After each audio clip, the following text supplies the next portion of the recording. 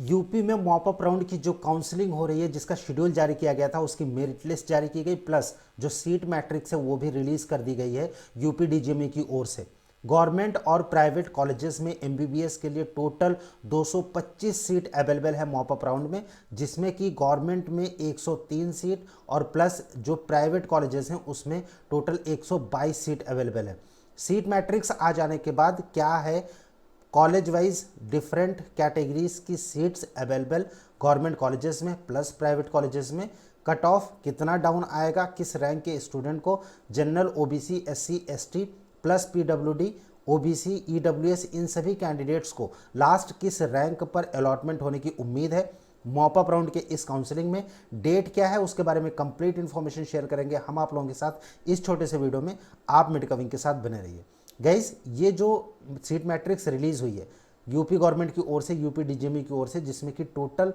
225 seat available है different MBBS colleges में, government plus private के कॉलेजेस को मिलाकर मॉप अप राउंड की काउंसलिंग के लिए। इसमें अगर हम सिर्फ गवर्नमेंट कॉलेजेस की बात करें, देन गाइज गवर्नमेंट में जीएसबीएम में टोटल 6 सीट अवेलेबल है, एसएनएमसी आगरा में 6 सीट, मोतीलाल नेहरू में 5 seat, Lala Lajpat Rai memorial medical college Meerut 1 seat available है, एमएलबी झांसी में 4, बीआरडी गोरखपुर में 3 और उसके बाद इटावा सैफई का जो कॉलेज है वहाँ पर 8, आजमगढ़ में टोटल 7 सीट अवेलेबल है, गवर्नमेंट मेडिकल कॉलेज बांदा में 2 सीट, आरएमएल लखनऊ में 8 seat, government medical college Badaun में 5 seat, government institute of medical science greater Noida यानी जिम्स नोएडा में total 5 seat, autonomous medical college Ayodhya में 2 सीट, बस्ती, बहराइच और शाहजहांपुर, फिरोजाबाद, हरदोई, फतेहपुर, एटा, गाजीपुर, इन सब की अगर हम बात करें तो 1 सीट, 2 सीट, शाहजहांपुर में 3 सीट, फिरोजाबाद में 4 सीट, हरदोई में 3 सीट,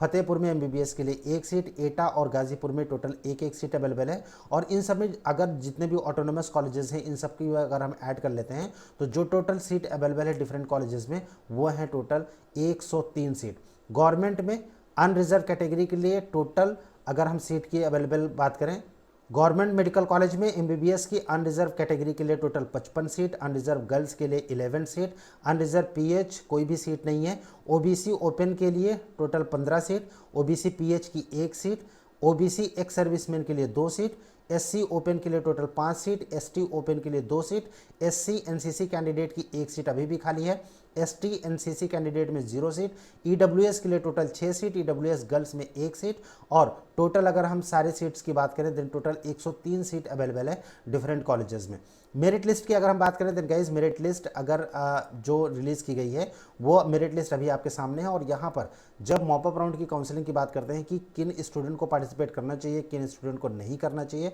देन गाइज पहले तो चेक कर लेते हैं कि शेड्यूल क्या है, कितने बजे से किस रैंक के स्टूडेंट को रिपोर्टिंग करनी है केजीएमयू में, जो कि ऑफलाइन काउंसलिंग हो रही है यूपी डीजीएमई की ओर से यूपी नीट काउंसलिंग की मॉप अप राउंड के लिए। देन गाइस शेड्यूल की अगर हम बात करें तो शेड्यूल अभी आपके सामने है। गवर्नमेंट मेडिकल कॉलेज में जो अलॉटमेंट होगा एमबीबीएस का 29/3/2022 को शासकीय सीटों पर आवंटन एमबीबीएस पाठ्यक्रम जो कि 11 बजे से स्टार्ट होगा। इसमें जितने भी कैटेगरीज के हैं जिनका हॉरिजॉन्टल रिजर्वेशन है, पीएच कैंडिडेट यानी freedom fighter, ex serviceman, NCC के जितने भी कैंडिडेट हैं वो सभी आ सकते हैं 11 बजे से। एसटी कैंडिडेट के जितने भी कैंडिडेट्स जिन्होंने रजिस्ट्रेशन किया है वो सभी आ सकते हैं। कट ऑफ कितना जाएगा डिफरेंट कैटेगरीज का वो फर्दर हमें ये अभी इस वीडियो में हम आप लोगों के साथ शेयर करने वाले हैं। स्टेट रैंक 1 से लेकर 1100 के तक ऐसे कैंडिडेट जो कि एससी कैंडिडेट हैं जिनकी की स्टेट रैंक यानी जो मॉप अप राउंड की मेरिट लिस्ट रिलीज हुई है वहाँ पर 1100 रैंक तक के स्टूडेंट एससी कैटेगरी के वो आ सकते हैं 11 बजे।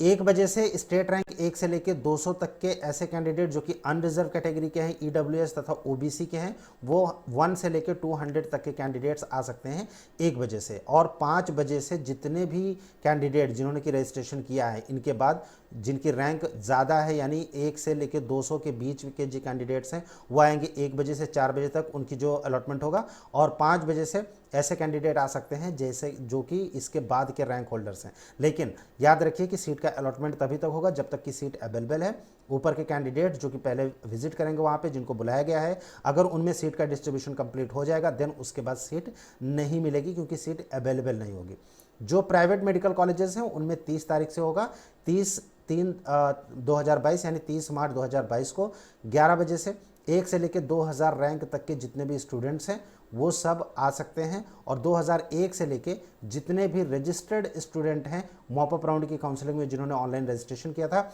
वो 11 बजे से 31/3/2022 को जाना है। बीडीएस की अगर हम बात करें, बीडीएस 1 अप्रैल 2022 से स्टार्ट होगा और 2 अप्रैल 2022 को 2501 रैंक से ऊपर के स्टूडेंट आएंगे और 1 से 2500 के जितने भी इंटरेस्टेड स्टूडेंट हैं वो आएंगे प्राइवेट मेडिकल कॉलेजेस के लिए बीडीएस के लिए 1 अप्रैल 2022 को।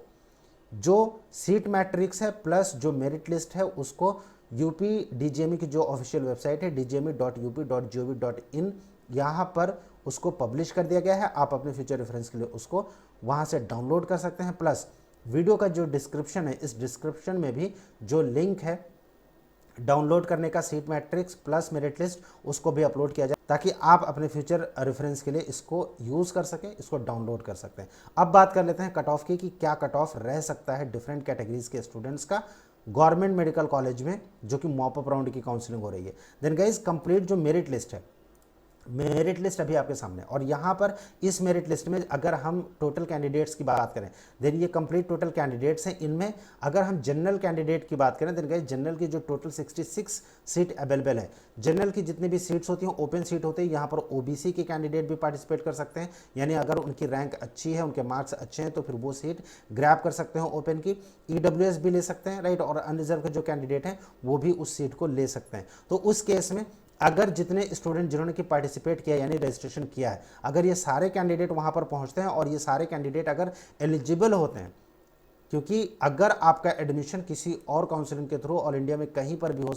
चुका है, देन आप वहां पर रिजेक्ट कर दिए जाएंगे मॉपअप राउंड में। सो अगर ये सारे कैंडिडेट एलिजिबल होते हैं जितने लोगों ने रजिस्ट्रेशन किया है, देन जनरल कैटेगरी की कट ऑफ 599 मार्क्स पर यानी 19,152 से लेकर 19,160 रैंक के बीच आ सकता है। 599 पे क्लोज हो सकता है। अनरिजर्व के अगर हम कैटेगरी की बात करें कि लास्ट एडमिशन यूपी में मॉपअप राउंड की काउंसलिंग में, वहीं पर अगर हम ओबीसी कैंडिडेट की बात करें, देन गाइस ओबीसी का जो लास्ट कट ऑफ जा सकता है जो कि एक्सपेक्टेड है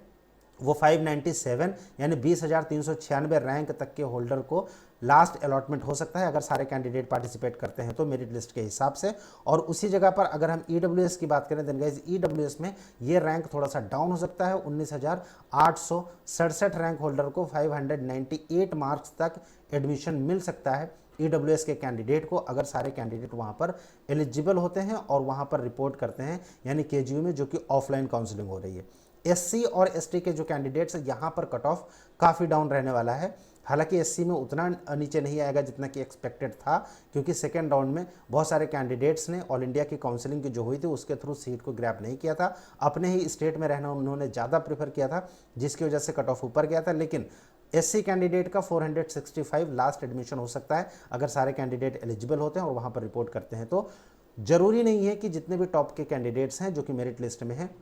वो एलिजिबल हों और सारे के सारे कैंडिडेट्स वहाँ पर पहुँचे। इसीलिए अगर आपके मार्क्स 2-4 नंबर कम है एससी और एसटी कैटेगरी में, अगर काफ़ी कम है जो cut off expected medical wing की ओर से बताया जा रहा है, इससे भी अगर आपके 5-10 नंबर कम है तो डेफिनेटली आपको वहाँ पर रिपोर्ट जरूर करना चाहिए टाइम के हिसाब से और वहाँ पर आपको पार्टिसिपेट जरूर करना चाहिए मॉपअप राउंड की इस काउंसलिंग में जो कि शेड्यूल दिया गया है, राइट। एससी कैंडिडेट 465 एक्सपेक्टेड है और अगर हम एसटी कैंडिडेट की बात करें, देन गाइस सबसे कम रहने वाला है और 321 तक के स्टूडेंट को, क्योंकि 2 सीट अवेलेबल है एसटी में और एसटी के ये दोनों सीट अगर टॉप कैंडिडेट्स की अगर हम मेरिट लिस्ट में बात करें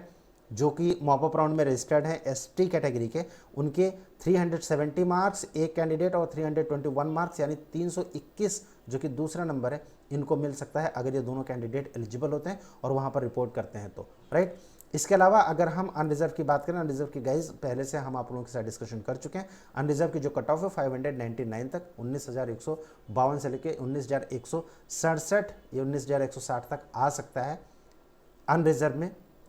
जो मॉपअप राउंड की काउंसलिंग हो रही है यूपी डीजीएमई की ओर से केजीओमी में, जिसका कि शेड्यूल रिलीज कर दिया गया। शेड्यूल आप लोगों के साथ हम लोगों ने डिस्कस किया।